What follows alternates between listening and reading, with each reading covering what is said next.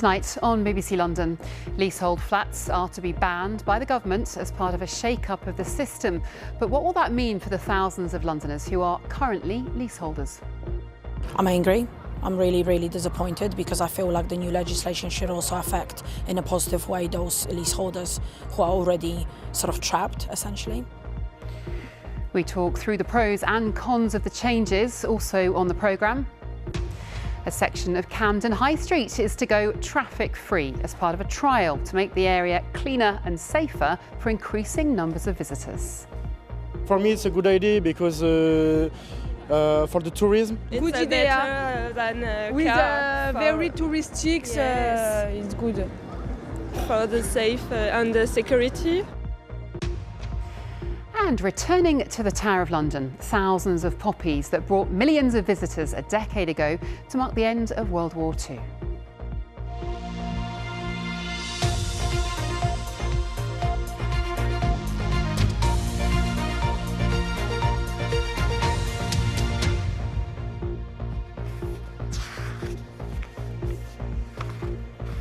Good evening and welcome to the programme. We start tonight on a subject that hundreds of you have contacted us about, and that's being a leaseholder. Many of you have told us how you felt powerless faced with ever-increasing charges and no option to pay or even sell your home. Well, today the government has outlined plans to ban the sale of new leasehold flats and replace it with a new system. It'll be known as Common Hold, which would allow homeowners to own a share of the building and give them greater control. Well, in just a moment, we'll explain what it all means to you. But first, Aisha Baksh has spent the day hearing about leaseholders' problems firsthand. It's an area of West London undergoing rapid change, with hundreds of new homes being built in high-rise blocks. Kasha bought her one-bedroom flat in Southall under a shared ownership scheme 2 years ago and had hoped it would be value for money. I think it was one of those schemes, if not the only one, that actually allowed me to jump on a property ladder on that sort of medium income and being a single person as well. And it was meant to be affordable. As a leaseholder, Kasha pays out for mortgage and rent, which increases annually in line with inflation. She also pays service charges, which have escalated dramatically from £65 to £200 a month. They still haven't shown us any invoices. They blame that on various reasons, including previous company under budgeting, different changes within the legislation, this and that. But yeah, until now, we've actually not seen any paperwork to back any of that up. Kasha and the other leaseholders don't believe their service charges are value for money, and they've been challenging the management agent who have the freehold.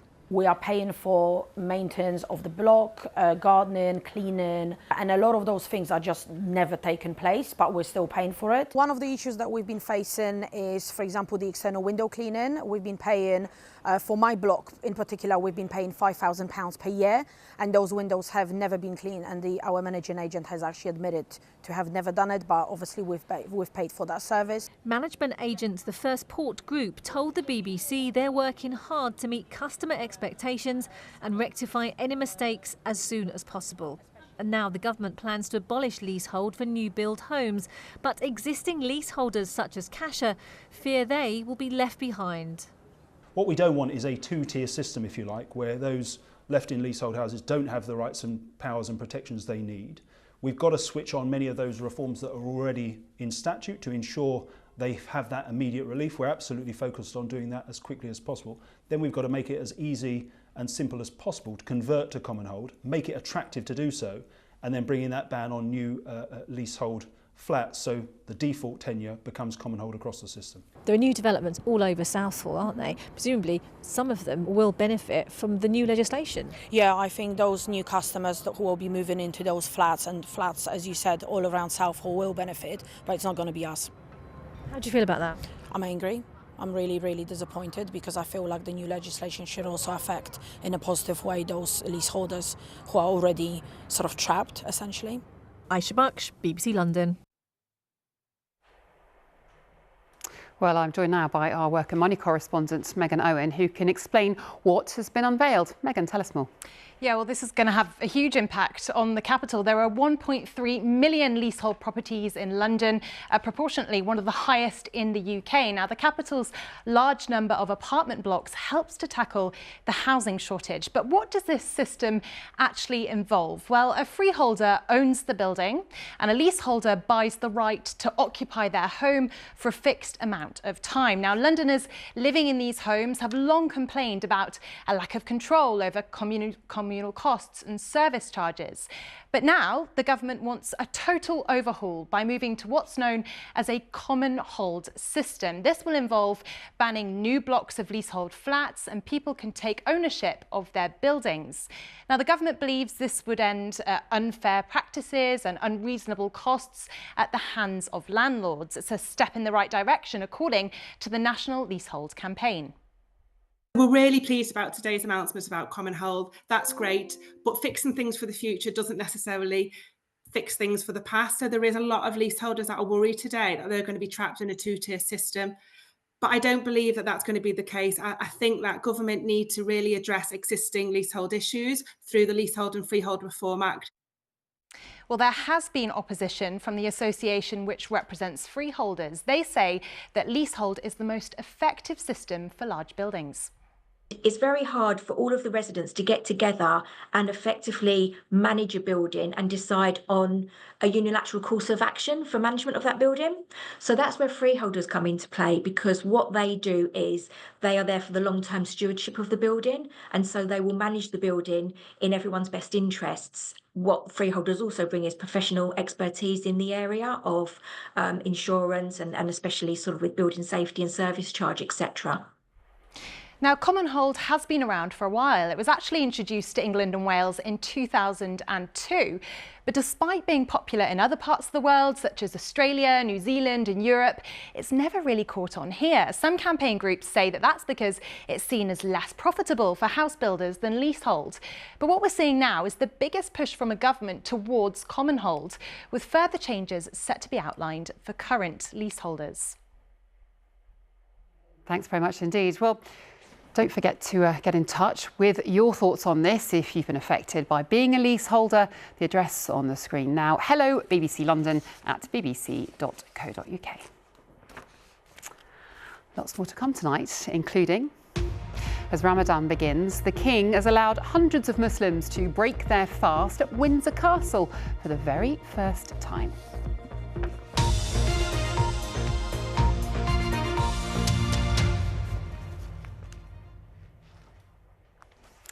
Now, traffic is to be banned from a busy section of Camden High Street near Camden Town Tube Station as part of a trial. The council says it'll create a safer and healthier place for residents and visitors, but some have raised concerns about how the area will cope with even more visitors. The trial will be monitored over an 18-month period. Our transport correspondent Tom Edwards has more. Even early on a Monday morning, Camden is busy. At peak times, as many as 40,000 people can be on the high street. The area has become a big tourist attraction.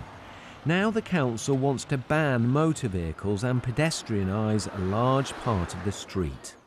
If there's no cars, then you are more safe from the traffic, I think. So that's quite good. Probably it will be good because the streets, they're quite narrow. Yes, and sometimes it's quite dangerous to pass the street, to cross the street. So yeah, it might be good. For me, it's a good idea because for the tourism. Yes, good idea. Good idea. Than with very touristic, yes. It's good. For the safe and the security, yes. Residents, though, have concerns about what will happen to crime in the area, particularly at night, and they want more policing. In principle, it's a really fantastic idea, but I have huge concerns about how it's going to be policed. I mean, there are huge problems already with things like drug dealing and rogue traders operating on the high street, and also noise from busking. And the bottom line is that Camden doesn't have the resources to be able to manage the increase in numbers, the rubbish that is going to accumulate, and most of all, the crime that exists on the high street. The council says the pedestrianisation is an 18-month trial and they will keep it under review. Traffic and buses will be diverted onto other main roads nearby. It's a genuine experiment, and we're going to see how it works. I think people will enjoy it, and I think it will be a high street that's really for everyone, including the residents. We want people to come to Camden High Street as residents as well and enjoy it. And traffic displacement, will they end up with traffic in their streets? No, we think if traffic does move anywhere else, it will move to another nearby main road. I think it's unlikely to go down residential streets. The pedestrianisation trial is due to start in the next few months. Tom Edwards, BBC London. Now, if you took a train or tube this morning, you may have noticed that you paid slightly more for your journey, and that's because those fares have gone up over the weekend. Well, Frankie McCamley joins us now from King's Cross. Frankie, tell us first of all what the reason is behind this increase. Well, good evening, Victoria. Now, this will not be good news for commuters, like you said, those people who may have been scanning in and out this morning and noticing that those fares have gone up by a slight bit, and especially for people who are already struggling with the cost of living rising. Now, rail and tube fares, they have risen by 4.6%. So for someone on the tube, if they are buying a single ticket in Zone 1, those fares will rise by 10 pence. For off-peak fares in a single zone, they will now cost £2. For passengers travelling from zones 1 to 4, that weekly pay cap will now be £64.20. That's a rise of £2.80. And for monthly travel cards for people travelling between zones 1 and 6, that is going to cross the £300 mark for the first time, costing around £313 now.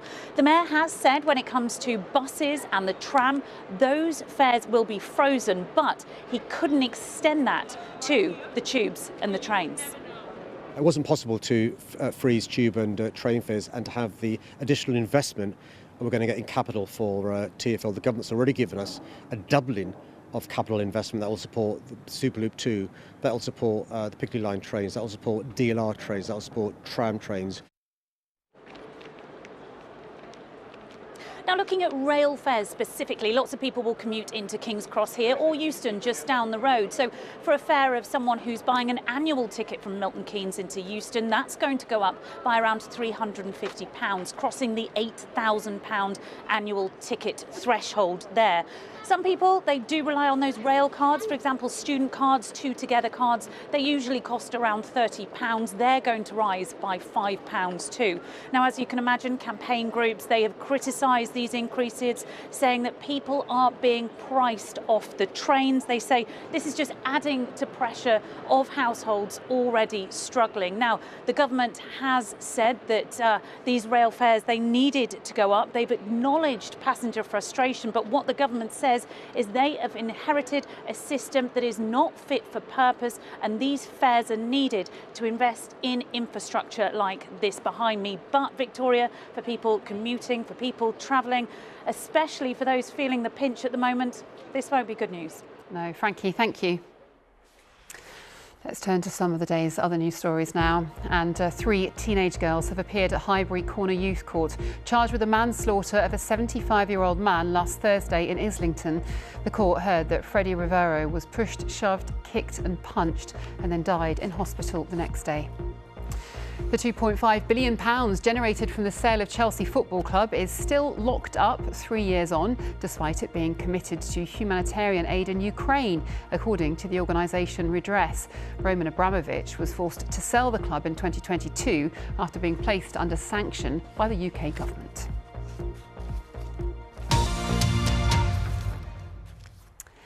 Next, the Islamic holy month of Ramadan started at the weekend when Muslims fast every day from dawn until sunset. And for the first time ever, the King allowed hundreds of Muslims to break their fast in a royal residence. Windsor Castle hosted more than 350 people working with a London charity who proposed the idea to His Majesty. Asad Ahmed was given exclusive access to the iftar. Windsor Castle has seen a lot in its 1,000 years, But never this. Welcome. 300 members of the public, mostly, but not all Muslim, applied for a free ticket to come and break their Ramadan fast in the magnificent St George's Hall, normally used to entertain heads of state and for special royal events. Amazing, it's an amazing atmosphere, and we were saying it just doesn't feel real. It's very kind of the royal family to open their home to us. We never thought we'd be here breaking iftar. We've really come a long way. Over 350 people calmly took their seats to become a part of history.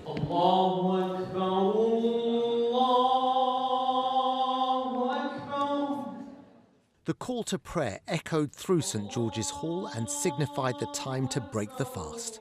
Dates were eaten before prayers were said, and then the meal.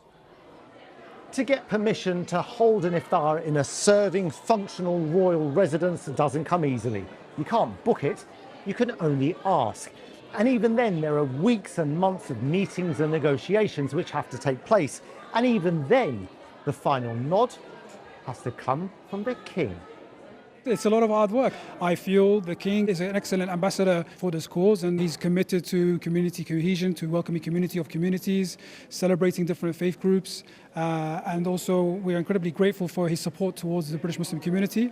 Indeed, His Majesty the King has been championing religious diversity and indeed encouraging interfaith conversations for many, many years. So this really is just a continuation of that here this evening. So he will be really happy to see this happening tonight. His Majesty the King is always kept up to speed with what we're up to and is a key supporter of it. So indeed, I'm sure he will.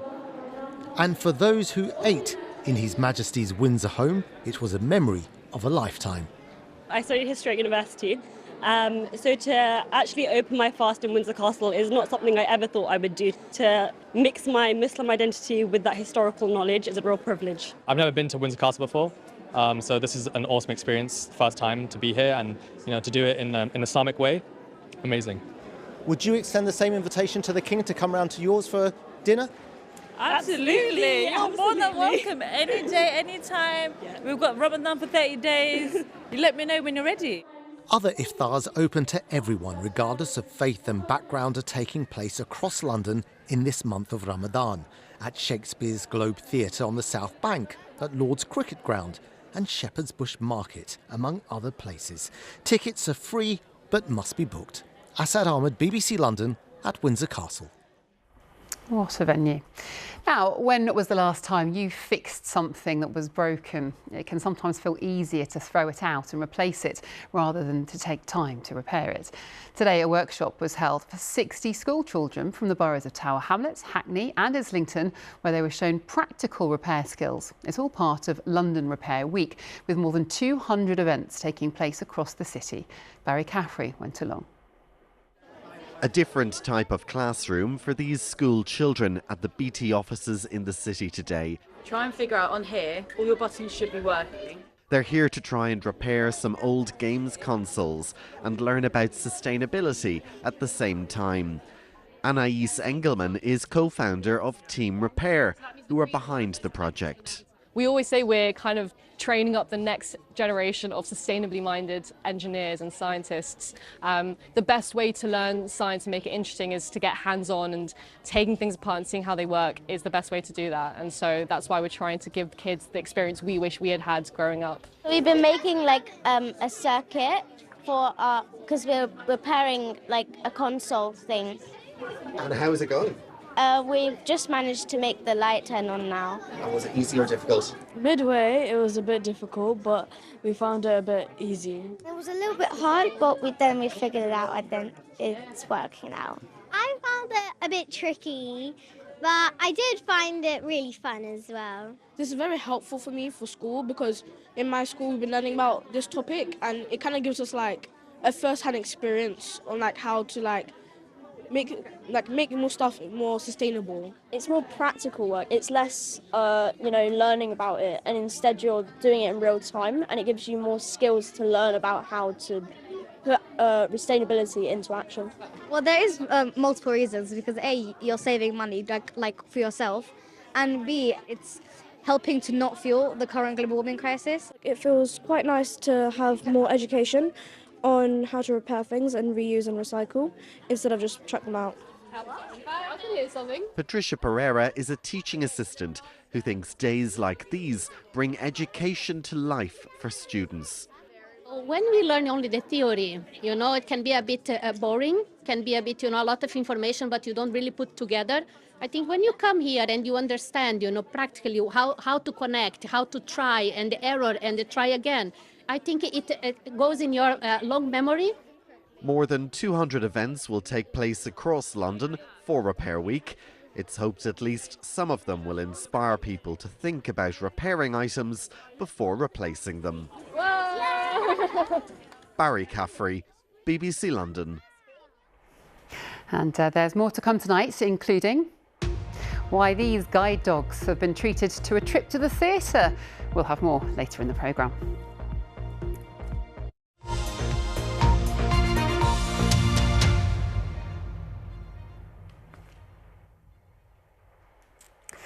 Now, remember this.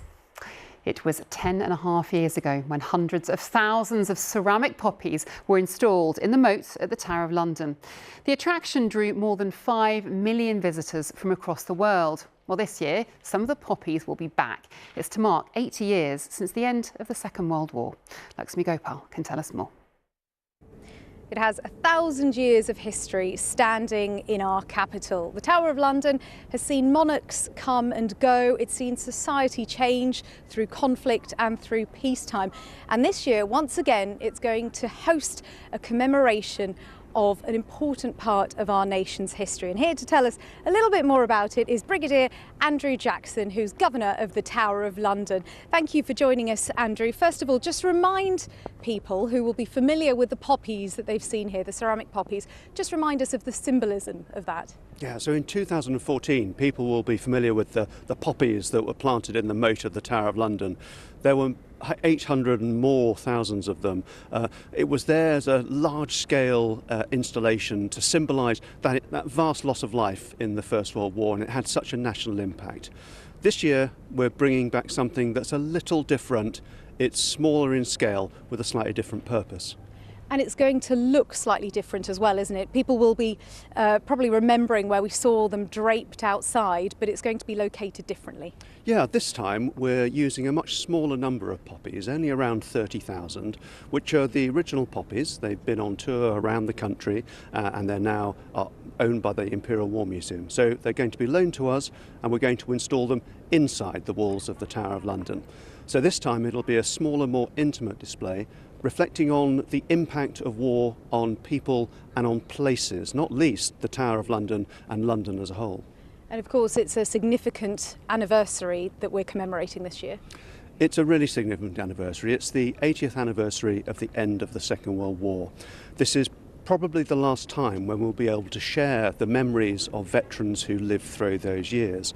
Not just the veterans of those in the armed forces, but also people who experienced the Blitz in London. Andrew, thank you. And you'll be able to see the poppies as they're installed in the final couple of weeks of their installation, and then they will be ready and complete for you to come and see from the 6th of May, and they'll be on display until the 11th of November, marking the anniversary, of course, the commemoration of Remembrance Day. Lakshmi Gopal there. Now, we all know how important it is for guide dogs to learn how to wait to cross the road or take their owners safely through crowded streets. But how about making sure they know how to behave themselves in the cinema or even the opera? Guide dog puppies in training have been visiting the Royal Opera House in Covent Garden to learn more about theatre etiquette. And Anna O'Neill went with them. It's not every day you'd be sitting next to a row of dogs at the opera. But these pups are being specially trained to go anywhere their human companion might want to go. So today we're at the Royal Ballet and Opera to watch a rehearsal and to experience the opera, which is going to be a great opportunity for Becky. Becky is one of 3 guide dogs in training, spending the morning watching Il Trovatore in Covent Garden. But soon the excitement wears off and it's time to lay down and chew on a toy for a bit. Earlier, Becky got the chance to meet one of the star performers of the upcoming ballet, Romeo and Juliet. Oh, hi, Becky. Nice to meet you. Yeah, huge fan of dogs. I have my own golden retriever at home, so it was incredibly exciting on a personal note to be involved in a day like today. But here at the Royal Ballet and Opera, we want the work we do here to be enjoyed and accessed by absolutely everyone. So to be involved in one of these puppy training days, is a step towards that. Back at today's opera performance, the high note was that none of the puppies felt the need to join in with the singing. How did Pippi the puppy do? Absolutely brilliant. She thoroughly enjoyed it. She was sitting up watching for a lot of it. We do go to the cinema, so she's used to sitting down and being good, but she wasn't used to the applause. The puppies have experienced different floor surfaces, different lighting. They've experienced laying quietly while an opera was on, clapping. There's been so many things that they've experienced today, all part of their training. It's hoped once these dogs are fully trained in about 18 months' time, they'll be ready for anything their new owner might want to do. Anna O'Neill, BBC London. Oh, lucky puppies. OK, let's get a check on the weather. And Kate's here. And Kate, I walked my dog in a woolly hat this morning and I came to work in a pair of sunglasses. It's been a bit confusing, frankly. It has, but we are in the first week of meteorological spring and all of those things can happen, but you're quite right. Very different weathers from depending what time you got up this morning, but some beautiful signs of spring have been revealing themselves over the last few days. But this was the frost that we're talking about first thing this morning, down below zero. You can see the crocuses, though, just starting to come up. There's quite a lot of mist and fog around as well, but that burnt back to blue sky and sunshine. And like I said, those signs of spring, blossom just starting to come out on the trees. Hay fever already starting to make its mark as well as a result. Now, if you are heading out tonight, it is going to be another cold one. We've had clear skies all day and we're going to hang on to those tonight too. Very similar to last night, we're seeing some mist and fog patches developing as well. They could be quite thick in the morning, minimum temperature -2, so another frost first thing tomorrow morning. So chilly start, misty, murky start for some, but again, that is going to burn back very quickly and we'll see another day of sunshine. Now, there's very little to talk about tomorrow. Nothing on the map means there's very little cloud, very little wind as well, and temperatures getting up to 12. Now, today we got up to 13. I suspect tomorrow will be fairly similar, 12 or 13 Celsius. Now, the high pressure as we head through Tuesday night into Wednesday just starts to slide a little bit down towards the south and east, but it's still extending itself across the southern part of the UK. So it's blocking any fronts coming from the north. So again, some mist and fog potentially in the morning, burning back to sunshine for Wednesday. Temperatures, again, getting that little bit warmer. As that high pressure starts to drift, it starts to drag in some air from the south. So 14 Celsius on Wednesday. It is going to be chilly overnight Wednesday, perhaps not quite as chilly as it has been. And we've still got that high pressure blocking. The wind just starts to strengthen a little as we head into Friday. And that just allows something a little more unsettled, but it is only a little bit. So for Friday, there'll be a bit more cloud, the chance of 1 or 2 showers, but they're not guaranteed. Still sunshine. And temperatures look up in the mid-teens Celsius, 15, so warm by the end of the week. It really does feel like spring. Kate, thank you. OK, yeah, that's about it from me. I'll be here later with our 10:30 programme. But for now, from all of us here, do have a lovely evening. Bye-bye.